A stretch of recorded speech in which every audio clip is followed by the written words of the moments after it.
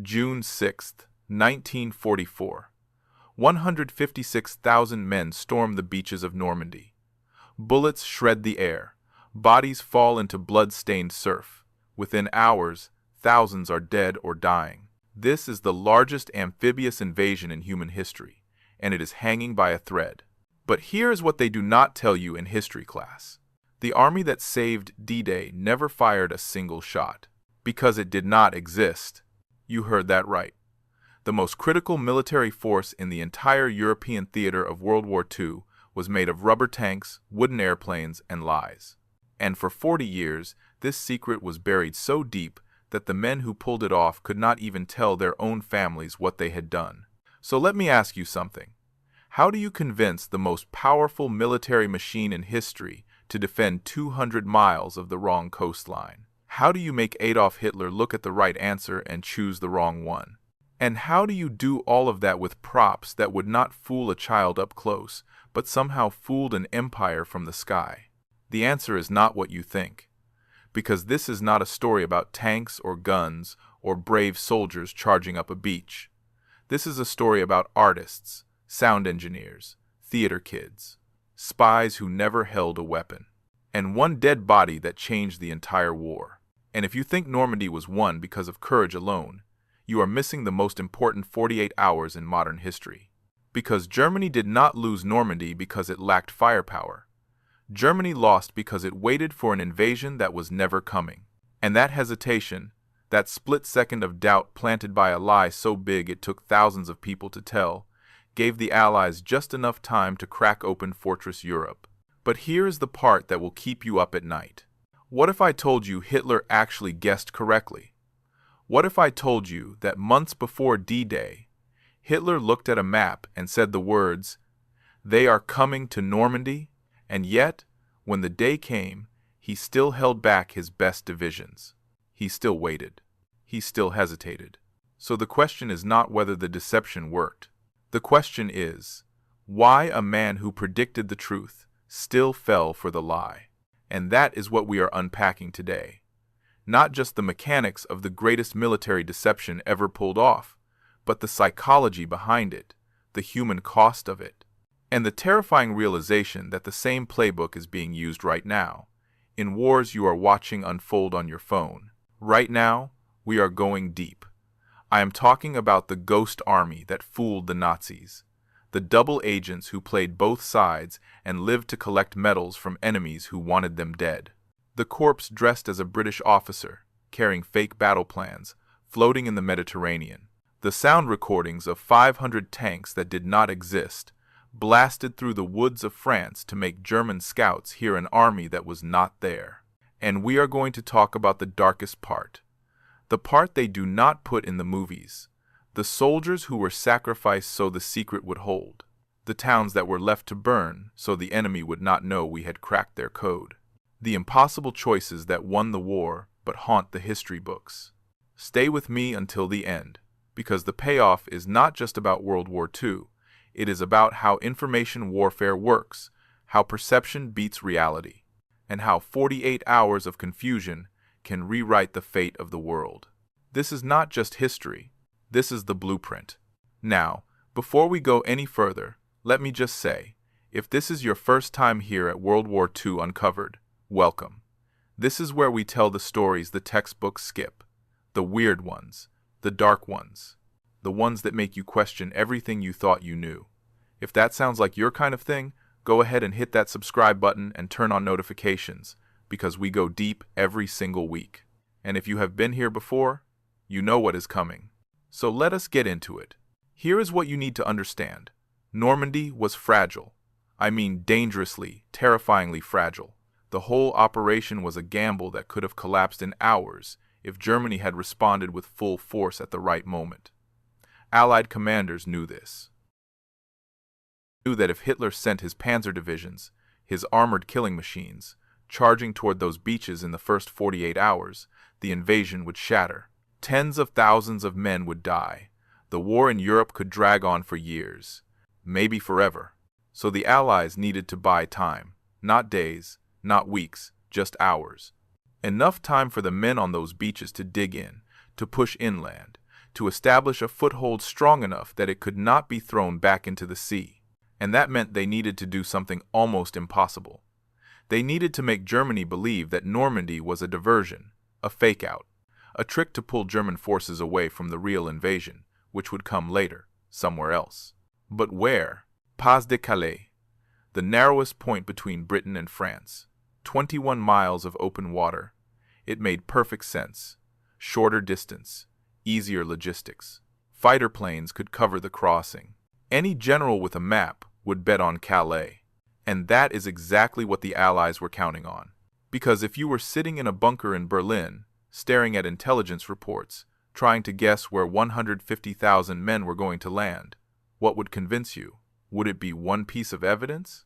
Or would it be dozens of pieces, all pointing to the same conclusion, building over months until the answer felt obvious? That is what Fortitude was. Not a single lie, but a web of lies so carefully constructed that the truth looked like the anomaly. And it worked. It worked so well that even after Normandy was under attack, Germany still held its best divisions at Calais, waiting for the real invasion. An invasion that never came. So how did they pull it off? How did a fake army fool the Third Reich? That is what we are breaking down next. And trust me, the deeper we go, the stranger it gets. Meet the 23rd Headquarters Special Troops. 1,100 men whose weapons were not rifles or grenades. They were paintbrushes, speakers, costumes, acting skills. This was the Ghost Army. And they were not your typical soldiers.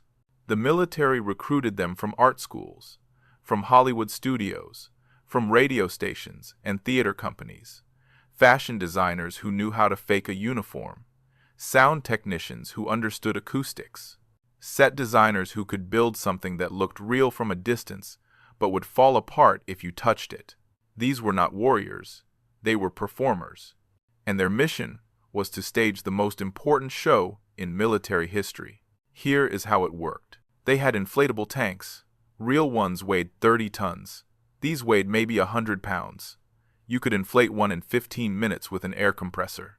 From the ground, up close, they looked ridiculous. Rubber and canvas stretched over a frame. But from 1,500 feet up, from a German reconnaissance plane flying overhead, they looked exactly like an M4 Sherman tank sitting in a field. And they did not just drop one or two of these things around. They built entire fake divisions, hundreds of tanks, rows of trucks, artillery guns, supply depots, all of it inflatable or plywood. All of it designed to be photographed from the sky. But visual deception alone was not enough.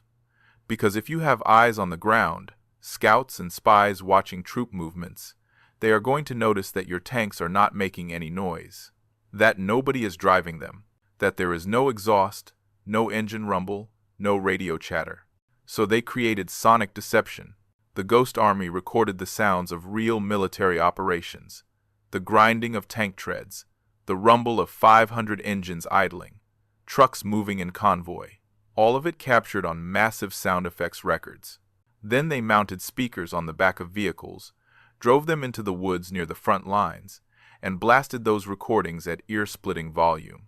If you were a German scout hiding a mile away in the trees, you would hear what sounded like an entire armored division rolling into position. You would file a report. That report would go up the chain, and German intelligence would mark that location as a major Allied buildup. Except there was nothing there but a few guys with a record player and some very large speakers. Then came the fake radio traffic. This might have been the most brilliant part. Every real military unit has a radio signature, a pattern. They communicate, the frequency they use, the call signs, the rhythm of their transmissions. It is like a fingerprint. If you know what to listen for, you can track a division just by monitoring its radio chatter. So, the Ghost Army created fake radio operators who did nothing but send fake transmissions all day long. 30,000 messages a month. Coded nonsense designed to mimic the communication patterns of real divisions. They matched the tone, the timing, the structure. German signals intelligence was listening to everything. And what they heard sounded exactly like a massive Allied force preparing for an operation. But the performance did not stop there. These guys had to sell it on a human level too. Because deception is not just about fooling cameras and microphones. It is about fooling people. So, members of the Ghost Army would go into towns near the front lines wearing the insignia and patches of different divisions, not their own. They would sit in bars, drink with locals, and let information slip, casual comments, complaints about where they were headed next, rumors about troop movements. All of it calculated. All of it designed to get back to German ears. And it worked. Because espionage is not just about spies sneaking around in trench coats. It is about gossip. It is about bartenders overhearing conversations and passing them along. It is about prostitutes, shopkeepers, and farmers who report what they see to whoever is paying. The Ghost Army turned every conversation into intelligence poison. Now, here is what made this so dangerous. If the Germans ever figured out what was happening, if they ever captured one of these guys and realized the entire unit was a fraud, the whole thing would collapse. And those 1,100 men would not be treated as prisoners of war. They would be shot as spies, because that is what they were. Combatants in disguise, engaged in deception operations. Every single day they were performing, they were gambling with their lives. And the stakes were absurd, because each fake division they created pulled real German forces out of position. Every inflatable tank they set up was potentially holding 10,000 actual enemy soldiers in place, waiting to counter an attack that would never come. One performance by the Ghost Army could shift the balance of an entire battlefield. But here is the thing. Rubber tanks and sound effects can only get you so far. If you really want to sell a lie this big, you need more than props. You need human intelligence. You need someone on the inside feeding information directly into the enemy's brain. And that is where the double agents come in. Not just one or two. I am talking about an entire network of spies, all of them working for Germany, except they were not. They were working for Britain, and Germany had no idea. This operation had a name, the Double Cross System, the 20 Committee, also called the XX Committee, because 20 in Roman numerals is 2 X's. Double cross. Get it? And here is the unbelievable part. British intelligence caught every single German spy operating in the United Kingdom. Every single one. We are talking about roughly 120 people over the course of the war. Some of them parachuted in. Some came by boat. Some were sleeper agents already in the country. And British counterintelligence found all of them. Then they gave each one a choice. Work for us or die. Guess how many chose death? 0. 100% of them flipped. So now Britain had total control over every piece of human intelligence flowing into Germany. They could feed the Nazis whatever story they wanted. And because these agents had been vetted and trusted by German intelligence, everything they reported was believed. This is where it gets wild. One of those agents was a guy named Juan Pujol Garcia, codename Garbo, and he might be the greatest liar in history. Garbo was a Spanish citizen who hated fascism and wanted to fight the Nazis. So he walked into the British embassy and offered to spy for them. They said no. He was not credible. No training. No connections. Just some guy. So Garbo did something insane. He went to the Germans instead and convinced them to hire him as a spy against Britain. Then he moved to Lisbon, pretended to be in London, and started sending fake intelligence reports to Berlin. He had never even been to England. He was making everything up using travel guides and magazines. And the Germans bought it. They paid him. They promoted him. They thought he was their best agent in Britain. Eventually, British intelligence noticed that Germany kept referencing reports from a mysterious source in London. They tracked it back to Garbo and realized what he was doing. So, they finally recruited him, brought him to England for real, and turned him into the centerpiece of the double-cross operation. Garbo then invented 27 sub-agents, fake people. None of them existed, but he gave them names, backgrounds, personalities. He sent reports claiming these imaginary agents were feeding him intelligence from all over Britain, and Germany believed every word. By the time D-Day came around, Garbo was so trusted that he sent a message to Berlin right before the invasion, warning them that Normandy was just a diversion. The real attack, he said, was still coming at Calais. Germany listened. They held their forces back, and Garbo got an Iron Cross from Hitler himself for his loyal service to the Third Reich. He also got an MBE from King George VI for his service to Britain. Same guy, medals from both sides, and he survived the war. That is the level of deception we are talking about. But Fortitude was not the first time the Allies had pulled something like this. It was the climax of a long con that started years earlier. And if you want to understand why Germany kept falling for it, you need to go back to 1943, to a beach in Spain, and to a dead man. His name was Glenn der Michael. He was homeless, died in London, probably from eating rat poison, either by accident or on purpose. No family, no one looking for him. Just another casualty of a brutal war that most people never noticed. But British intelligence noticed him. They took his body, dressed him up as Major William Martin of the Royal Marines, gave him a fake identity, fake letters in his pockets, a fake fiancée whose photograph he carried. They even put theater ticket stubs in his wallet to make him seem real. Then they handcuffed a briefcase to his wrist. Inside that briefcase were documents, battle plans, high-level military correspondence, all of it pointing to an Allied invasion of Greece and Sardinia in the summer of 1943. None of it was true. The real target was Sicily. They took Glenn der Michael's body, put it in a canister filled with dry ice, loaded it onto a submarine, and floated it off the coast of Spain near Huelva, a place where they knew the current would wash the body ashore, and where they knew Spanish authorities, who were technically neutral but friendly to Germany, would find it. The body washed up exactly as planned.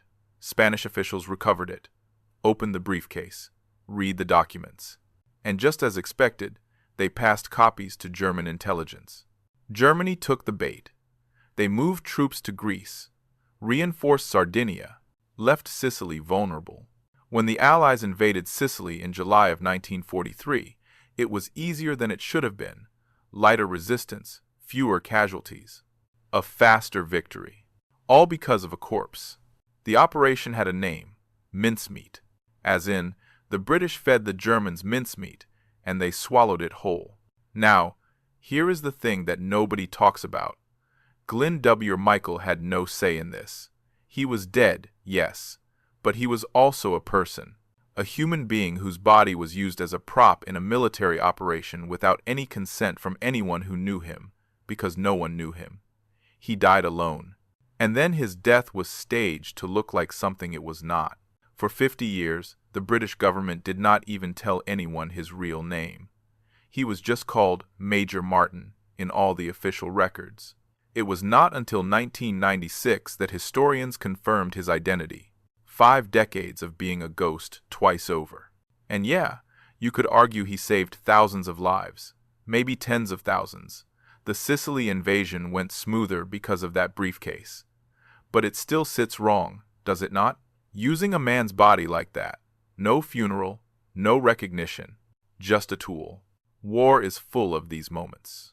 The ones that work, but leave a stain. But here is why mincemeat matters to the Fortitude story. It taught the Allies something crucial. If you give your enemy a win based on false intelligence, they start to trust that intelligence. Start to believe their spy networks are working, that their sources are reliable. So when the same sources, the same types of evidence, point to Calais a year later, why would Germany doubt it? They had already won a round by trusting intercepted documents. They had already moved troops based on intelligence and been right to do so. Mincemeat was not just a one-time trick, it was the foundation. It built credibility for the lies that would come later. And that brings us to the question that keeps historians up at night. Did Germany actually fall for it? Or did they know and just pretend they did not? Because here is the uncomfortable truth. German intelligence was not stupid. The Abwehr, their military intelligence service, had some very sharp people. And there were signs, small fractures in the deception, moments where the story did not quite add up. Some German officers raised concerns. They questioned whether the intelligence from Britain could really be that good. They pointed out inconsistencies. A few even suspected that the British might have turned their agents. But those concerns went nowhere. Reports were filed and then ignored. Doubts were raised and then dismissed. Why? One theory is that the Abwehr was in chaos, infighting, paranoia. Different factions within German intelligence did not trust each other. Some historians think parts of the Abwehr knew the intelligence was bad, but were too afraid to say so, because contradicting Hitler was a good way to end up dead. There is even a darker theory, that some members of the Abwehr wanted Germany to lose, that there were people inside German intelligence who hated the Nazis and were subtly sabotaging the war effort by letting false intelligence through. It sounds like a conspiracy theory, but there were real resistance movements inside Germany. Officers who tried to assassinate Hitler, people who wanted the regime to fall. So maybe some of them saw the Fortitude intelligence, knew it was fake, and stayed silent. Let it happen. Let Germany defend the wrong beach. We will never know for sure. But what we do know is that the intelligence flow into Germany was completely controlled by Britain, and the Germans kept acting on it as if it were real, which brings us to the strangest figure in this whole operation, a man who became the face of the lie without even knowing it, General George Patton. The Allies put Patton in command of the 1st United States Army Group, FUSAG, a massive force supposedly gathering in southeast England, preparing to strike at Calais. Here's the problem. FUSAG did not exist. It was fake. Part of the Fortitude deception. Rubber tanks, fake radio traffic, the whole ghost army setup. But Patton was real, and that made all the difference. See, Hitler was obsessed with Patton. He considered him the most dangerous general the Allies had. Aggressive, unpredictable, brilliant. In Hitler's mind, there was no way the Americans would launch their main invasion without Patton leading it. So when German intelligence reported that Patton was in command of forces in southeast England, opposite Calais, it all clicked. Of course, that is where the invasion would come from. Patton plus Calais equals the real attack. The Allies knew this. They knew Hitler's psychology. They knew he respected Patton, feared him even. So they made Patton the star of a fake army. And Patton hated it. He wanted to fight. He wanted to lead real men into real combat. Instead, he was stuck playing dress-up for a phantom division, giving speeches to nobody, making appearances so German spies could report his location. It drove him crazy, but it worked. Because every time a reconnaissance plane photographed Patton's headquarters, every time a double agent reported seeing Patton in Dover, every time German signals intelligence picked up radio chatter from FUSAG, it reinforced the lie. Patton equals Calais. Calais equals the main invasion. Normandy must be the diversion. The Allies were not just manipulating information. They were manipulating expectations. They were playing on what Germany wanted to believe, what made sense to them.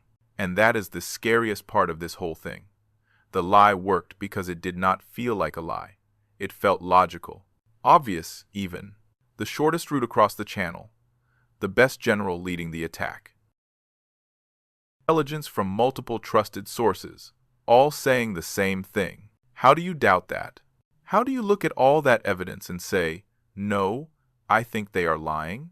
You do not. You cannot. Not unless you are willing to throw out every piece of intelligence you have and operate on pure gut instinct. And that is exactly the trap the Allies set. A trap so perfect that even if you suspected it was a trap, you could not afford to ignore it. Because what if you were wrong? So let me paint you a picture of what Hitler was dealing with in the spring of 1944. He is standing in his war room. Maps covering every wall. Pins marking Allied troop movements. Intelligence reports stacking up on his desk. And everyone around him, every general, every advisor, is telling him the same thing. Calais? The invasion is coming at Calais. But here is the thing. Hitler does not believe them. This is the part of the story that makes your brain hurt. Because in March of 1944, months before D-Day, Hitler looks at his senior officers and says, I think they are coming to Normandy.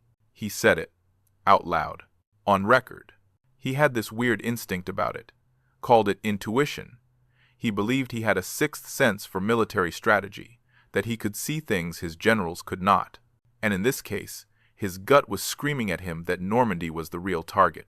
So the question is not whether Hitler suspected the truth. He did. The question is why he did not act on it. And the answer comes down to two things: data and ego. Every single piece of intelligence, said Calais, radio intercepts, aerial reconnaissance, reports from agents in the field, the presence of Patton, the logic of the geography, everything pointed north. So now Hitler is stuck. His intuition says one thing, but the evidence says another. And if he ignores all that evidence and moves his best forces to Normandy based purely on a hunch, and he is wrong, he looks like a fool. Worse, he loses the war. This is the brilliance of fortitude. It was not designed to trick Hitler. It was designed to make him doubt himself. Because dictators have a problem. They surround themselves with yes-men, people who are too afraid to contradict them. But that also means when they do have a good idea, nobody pushes back. Nobody stress tests it. So their instincts, even the correct ones, get undermined by their own insecurity. Hitler's generals were not stupid, but they were terrified. And when your boss might have you shot for disagreeing, you learn to tell him what the intelligence says, not what you think. So, even though Hitler suspected Normandy, he could not fully commit to that belief. He hedged, he split his forces, sent some divisions to Normandy, kept the heavy armor at Calais. Worst of both worlds. But there is another layer to this, a psychological trap that the Allies set perfectly. Hitler was obsessed with Patton, we talked about that. But it went deeper than respect. It was almost like a fixation. In Hitler's mind, Patton represented everything dangerous about the American military. Aggressive, bold, willing to take risks. So, when intelligence confirmed that Patton was stationed in southeast England, opposite Calais, it created a narrative Hitler could not ignore. If Patton is there, the main attack has to be there. Anything else would be a waste of their best general. The Allies knew this. They weaponized it. They turned Hitler's respect for Patton into a chain around his decision-making. And it worked. Even after Normandy was under assault, even after thousands of troops were pouring onto those beaches, Hitler still hesitated. Because in his mind, Normandy could still be a feint.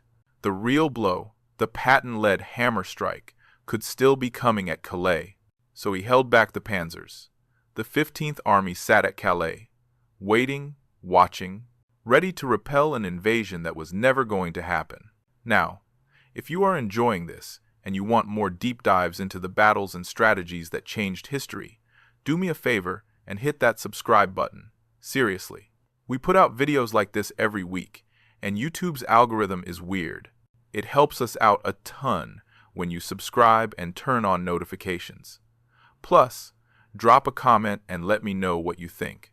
Would you have trusted the intelligence, or would you have gone with your gut like Hitler tried to do? Actually read the comments. Let's talk about it. Alright, back to the story. Because while Hitler is stuck in this paralysis, while he is weighing intuition against evidence, time is slipping away. And time is the one thing the Allies desperately need. June 6, 1944. The morning of D-Day. The landings begin at 6:30 a.m., and they are brutal. Omaha Beach is a slaughter. Men are getting cut down in the water before they even reach the sand. Tanks are sinking. Equipment is lost. The entire operation is teetering on the edge of failure. Allied commanders know they have maybe 48 hours to establish a secure beachhead. If the Germans counterattack with their full strength, if those panzer divisions come roaring down from the north, it is over. The invasion collapses. Tens of thousands of men die. The war drags on. Everything depends on Germany reacting slowly, hesitating, questioning what they are seeing. And that is exactly what happens. Because even as reports flood into German command that Normandy is under massive assault, the officers are confused. Is this it? Is this the real invasion? Or is this the diversion Fortitude warned them about? And here is where it gets almost unbelievable. Even after the landing started, the Fortitude deception kept going. Agent Garbo, the double agent with the imaginary spy network, sent an urgent message to Berlin on the night of June 5th, hours before the invasion. He warned them that his sources had picked up unusual activity, that something was about to happen. But his message arrived too late for the Germans to do anything about it. Just late enough that they could not stop Normandy, but early enough that it made Garbo look incredibly credible. Then, on June 9th, 3 days after D-Day, Garbo sent another message. This one said that Normandy was absolutely a diversion, that his agents had confirmed the real invasion was still being prepared, that Patton's First Army Group was about to launch the true assault on Calais. Germany believed him. They kept the 15th Army in place, 15 entire divisions, tens of thousands of men, mountains of tanks and artillery, all sitting at Calais, waiting for an attack that would never come. For 7 weeks, they waited. 7 weeks, while the Allies poured men and supplies into Normandy. 7 weeks, while the beachhead expanded. 7 weeks, while the window to crush the invasion slammed shut. By the time Germany finally accepted that Calais was not the target, it was too late. Normandy was fortified. The Allies had broken out. The war in the West had turned. And here is the thing that still blows my mind. Fortitude did not need to be perfect. It just needed to create doubt. It needed to slow Germany down, make them second guess, make them wait just long enough. 48 hours. That was the margin. That was the difference between victory and catastrophe. And a bunch of artists with inflatable tanks, sound engineers with recordings, and a Spanish double agent with fake friends bought those 48 hours. But there is something else we need to talk about, something darker, because every deception, every lie this big, has a cost. And the cost of fortitude was not just paid by the enemy. It was paid by the Allies too, in ways that were kept secret for decades, in sacrifices that were never supposed to see the light of day. And that is where this story takes a turn. August 19th, 1942, 2 years before D-Day. The beaches of Dieppe, France. 5,000 Allied troops, mostly Canadian, launch a raid on the German-held port. The official story is that it is a test, a probe to see how strong the German coastal defenses are, a way to gather intelligence for future operations. It goes horribly wrong. Within 9 hours, over 3,600 men are either killed, wounded, or captured. 60% casualties. Tanks stuck on the beach. Boats shot to pieces before they even reach the shore. Bodies floating in the water. It is a disaster by every measure. And for decades, that is how history remembers it. A failed raid, a tragedy, a mistake. But there is another version of this story, one that military historians argue about in quiet rooms, one that never made it into the textbooks. What if Dieppe was not supposed to succeed? Think about it. Allies knew they were going to invade Europe eventually. They knew they needed Germany to believe they were not ready yet, not for at least another year or two. So what better way to sell that story than to launch an attack that fails spectacularly? What better way to convince Hitler that the Allies are incompetent, unprepared, not a serious threat? Some historians believe Dieppe was a deliberate sacrifice, that those men were sent to die so that Germany would underestimate the Allies when it really mattered. There is no smoking gun, no document that says, we are sending these guys to fail on purpose. But the evidence is uncomfortable. The raid was poorly planned. The intelligence was bad. The equipment was not suited for the terrain. And yet, senior commanders approved it anyway, knowing it had almost no chance of success. After Dieppe, German confidence went up. They believed their Atlantic Wall fortifications were impregnable. They believed the Allies were not capable of mounting a serious amphibious invasion, and that belief carried forward, all the way to 1944, all the way to Normandy. When D-Day came, Germany was not as alert as they could have been, because 2 years earlier they had watched the Allies try and fail. Why would this time be different? Now, I am not saying this is definitely what happened, but the possibility sits there like a weight. That 3,600 men were sacrificed, not to win a battle, but to lose one convincingly. War makes monsters of everyone, but Dieppe is not the only dark corner of this story, because the people who pulled off Fortitude, the ones who built the lie, they paid a price too. The 23rd Headquarters Special Troops, the Ghost Army. 1,100 men who spent the war pretending to be someone else. They could not tell anyone what they were doing, not their families, not their friends. They carried fake insignias, told fake stories, lived fake lives. And when the war ended, they went home, and they still could not talk about it. The Ghost Army was classified, top secret. For over 50 years, those men had to keep their mouths shut about what they had done. They could not share their stories, could not explain why they did not have the same combat experience as other veterans, could not even prove they had contributed anything meaningful to the war effort. Some of them struggled with that. They felt like frauds, like they had not really fought, like their service did not count. Post-traumatic stress does not just come from combat, it comes from carrying secrets, from feeling invisible, from knowing you did something important, but never being able to say it out loud. It was not until 1996 that the operation was declassified, 51 years after the war ended. By that point, many of the men were dead. They never got recognition, never got to tell their families what they had done. And even now, most people have never heard of the Ghost Army. They are a footnote, a curiosity, not the heroes they deserve to be remembered as. Then there is the question of Coventry. November 14th, 1940. The British had cracked the German Enigma code. They could read encrypted Nazi communications. It was one of the most important intelligence breakthroughs of the war. And on that day, they intercepted a message. The Luftwaffe was going to bomb Coventry, a major industrial city. They knew the target. They knew the time. But here is the thing. If they evacuated Coventry, if they moved anti-aircraft guns into place, if they did anything that suggested they knew the attack was coming, the Germans would realize their codes were compromised. They would change the encryption, and Britain would lose the ability to read their messages. So, the question became, do you save 500 people in Coventry, or do you protect the intelligence advantage that could save tens of thousands later? Churchill made the call. He let Coventry burn. 568 people died that night. The city was devastated, and Britain did not do anything that would have revealed they knew it was coming. For years, this story was denied, dismissed as a conspiracy theory. But documents released decades later suggest it might be true. That Churchill weighed the options and decided the secret was more valuable than the lives. I'm not telling you this to make you hate Churchill. I am telling you this because it is part of the same pattern, the same cold calculus that fortitude required. Deception only works if you are willing to let people die to protect it.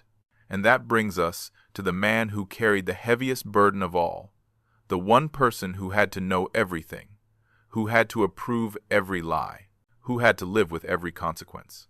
Dwight Eisenhower, Supreme Commander of the Allied Forces, the man in charge of the entire European invasion. Eisenhower knew about fortitude. He knew about the Ghost Army. He knew about the double agents. He knew every fake report being fed to Germany, every inflatable tank, every sound effect, every lie. And he also knew that if any of it failed, if Germany saw through the deception and hit Normandy with full force in the first 48 hours, thousands of men would die, and it would be his fault. On the night before D-Day, Eisenhower wrote a letter, a short one, taking full responsibility in case the invasion failed. It said, "Our landings have failed, and I have withdrawn the troops. My decision to attack at this time and place was based on the best information available. The troops, the air, and the Navy did all that bravery and devotion to duty could do. If any blame or fault attaches to the attempt, it is mine alone." He put it in his pocket, and he waited. If Normandy collapsed, if the beaches turned into a graveyard, that letter would be released. Eisenhower would take the fall, resign, disappear from history as the man who lost the war. But if it worked, if fortitude held long enough, if those 48 hours gave the Allies just enough time to dig in, then the letter would never see the light of day. He carried that letter with him for weeks after D-Day, just in case. That is the weight of command. That is what it costs to lie on a scale this big. You do not just risk the lives of your men. You risk your legacy. your soul. And Eisenhower was willing to pay that price, because the alternative was worse. The night before D-Day, the weather was a nightmare. Wind screaming across the English Channel, waves 15 feet high, rain hammering down sideways. Conditions so bad that even experienced sailors were getting sick just thinking about crossing. Eisenhower had a choice to make. Go now or delay, maybe for weeks, maybe for months. If he delayed, secrecy would erode, more time for something to slip, more time for Germany to shift defenses, more time for someone to talk, for a spy to notice something off, for the entire elaborate deception to unravel. But if he went, he would be sending men into a meat grinder in the worst conditions imaginable. He met with his meteorologists, a team of weather experts who had been tracking atmospheric patterns across the Atlantic for weeks. And one of them, a guy named James Stagg, told him there was a window, a brief break in the storm, maybe 24 hours, June 6th. After that, the weather would close in again for weeks. It was now or never. Eisenhower looked around the room at his commanders, asked for opinions. Some said go, some said wait. The room was split.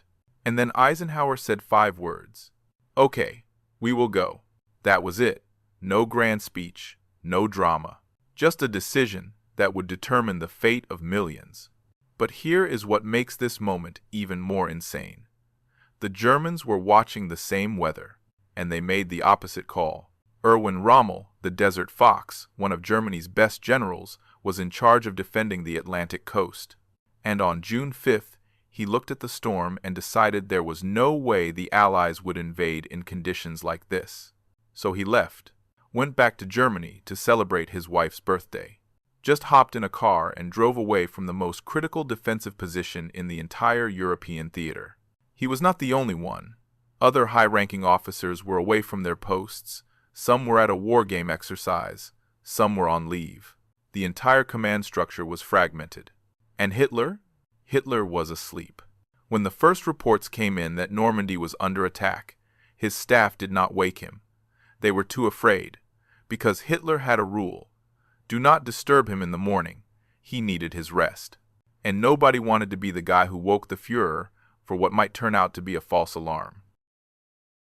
For hours, while men were dying on the beaches, while the invasion was in its most vulnerable stage, the supreme commander of the German military was asleep, and his panzer divisions, the armored units that could have turned the tide, sat idle, waiting for orders that would not come until the afternoon. This was not part of the plan. The Allies did not script this. They got lucky, absurdly, impossibly lucky. But luck only matters if you are in position to exploit it, and that is what Fortitude did. It created the conditions where luck could work, because even when German officers started waking up, even when reports were flooding in that Normandy was being hit hard, they still hesitated. Is this real? Or is this the diversion? Should we move the panzers now? Or wait for Calais? Every minute they spent asking those questions was another minute the Allies used to dig in. And then Garbo sent his message, the one that said Normandy was a feint. That Calais was still the target. It landed like a bomb. Because Garbo was trusted. Garbo had been right before. Garbo had warned them about Normandy hours before it happened, which made him look even more credible. So, when he said, "Do not fall for it, the real invasion is still coming," German high command listened. They held the 15th Army in place, kept the panzers at Calais, let Normandy burn without committing their best forces. And hour by hour, the window closed. By June 7th, the Allies had moved enough men and equipment onto the beaches that the position was no longer fragile. By June 8th, it was defensible. By the end of the first week, it was a fortress. Germany had lost its chance, not because they were weak, not because they were outgunned, but because they waited, because they doubted, because they believed a lie so well constructed that even the truth looked suspicious.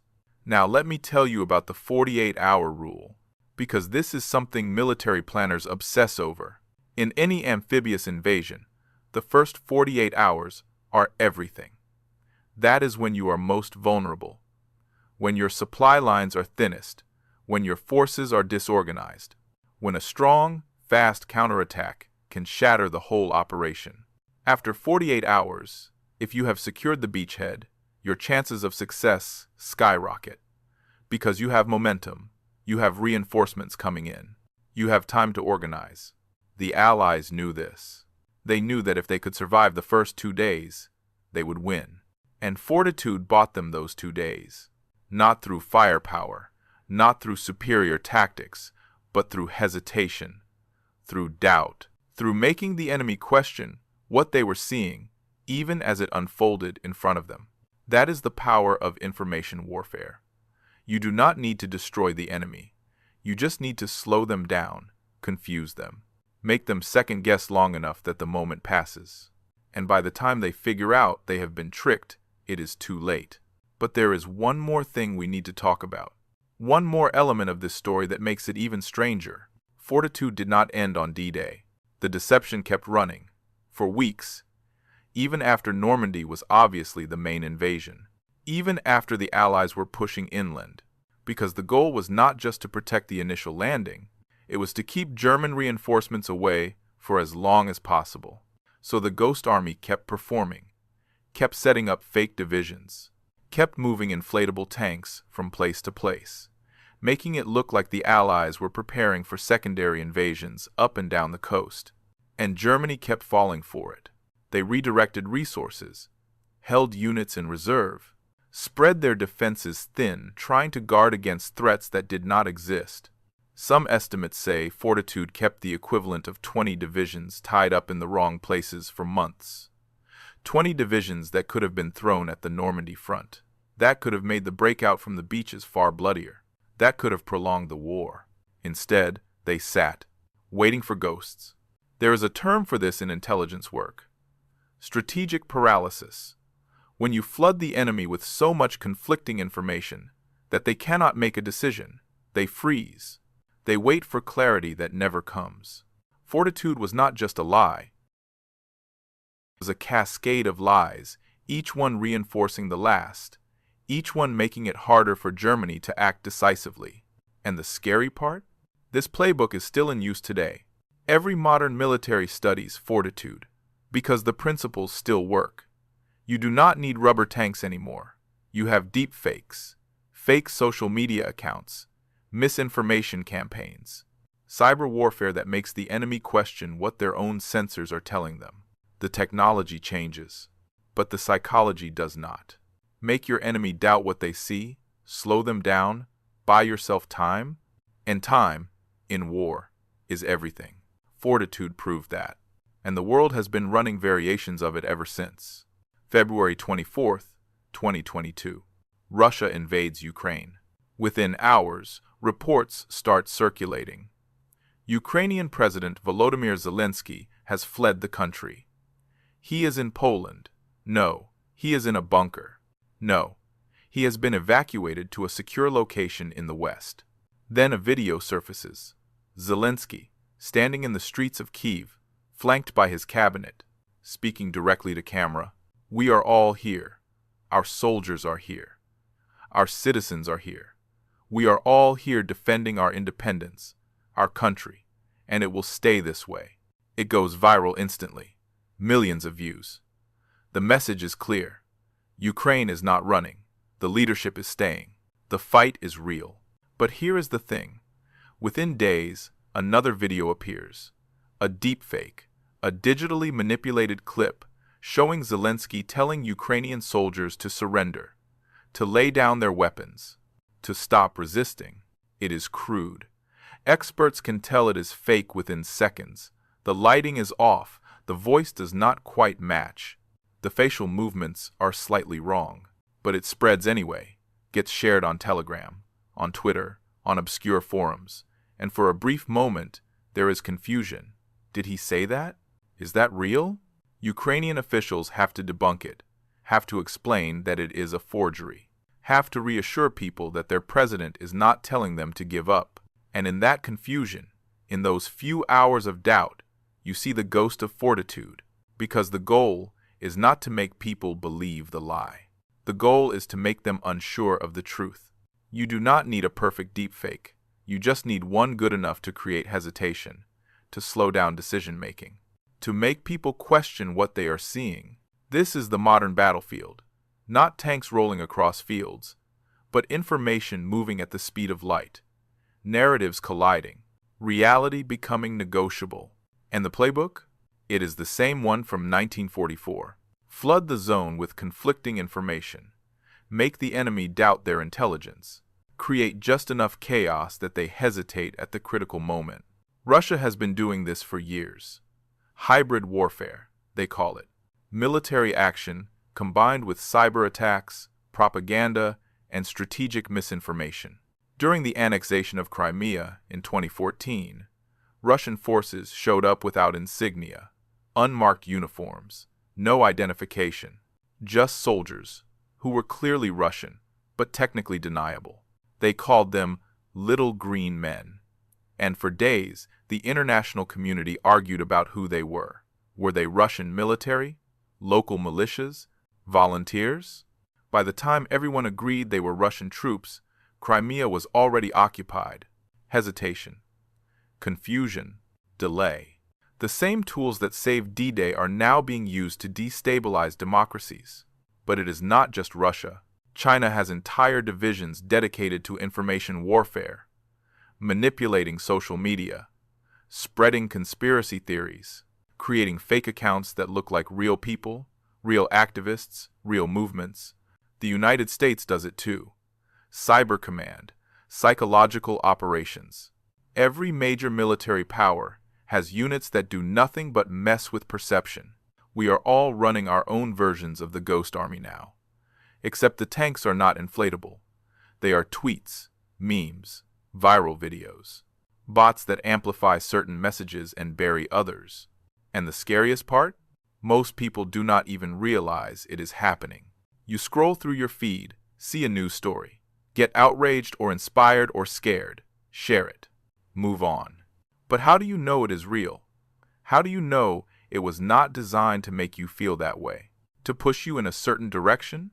You do not. Not really. The world Fortitude helped create. A world where information is a weapon, where truth is whatever story gets told most convincingly. And I am not saying this to make you paranoid. I am saying it because it is important to understand how we got here. Deception has always been part of war, but Fortitude proved it could be industrialized, systematized, scaled up to the point where entire armies could be faked and entire nations could be fooled. And once that genie was out of the bottle, it never went back in. So what do we do with that? How do we live in a world where seeing is not believing anymore? Where videos can be faked, photos can be manipulated, and even our own governments might be lying to us for strategic reasons? I do not have a perfect answer, but I think it starts with awareness, knowing that this stuff exists, knowing that Fortitude was not a one-time thing. It was the beginning of a new kind of warfare that never stopped.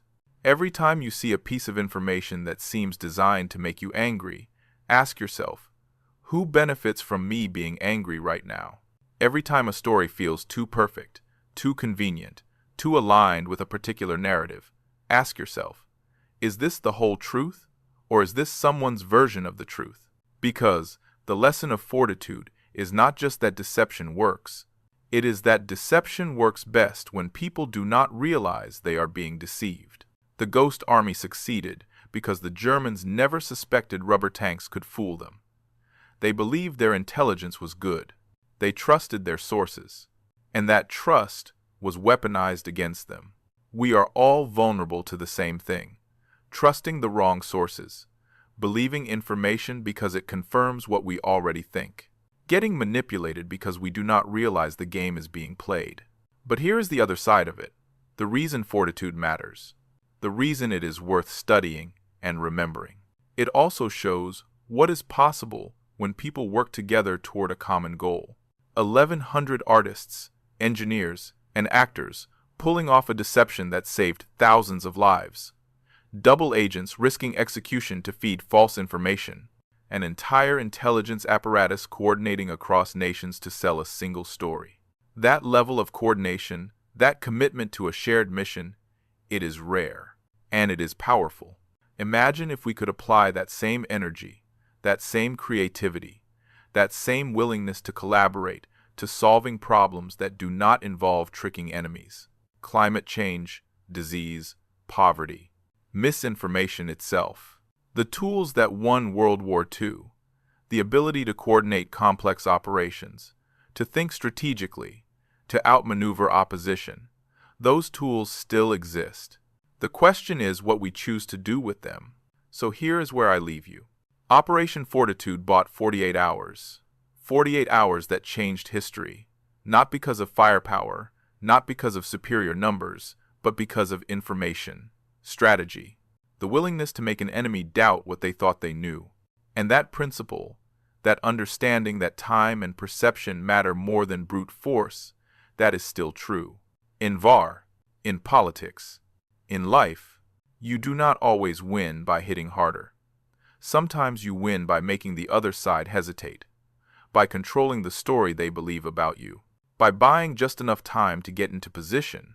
Minutes matter. Decisions made in moments of doubt can ripple out for decades. Fortitude turned minutes into history. And if you understand how that worked, you understand something fundamental about the world we live in now. If this kind of deep dive into the strategies and secrets that shaped history is your thing, do me a favor, subscribe to World War II Uncovered. We are putting out videos like this regularly, digging into the stuff that does not make it into the textbooks. And drop a comment. Tell me what you think. In modern conflicts, how do we even know when we are being fortitude? How do we separate truth from strategic deception?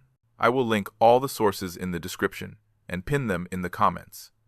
Books, declassified documents, interviews with surviving members of the Ghost Army. It is all there if you want to go deeper. Because the story does not end here. It is still being written, every day, in ways we see and ways we do not. The only defense against deception is understanding how it works. So stay sharp, stay curious, and remember, in war, minutes matter, and fortitude turned minutes into history.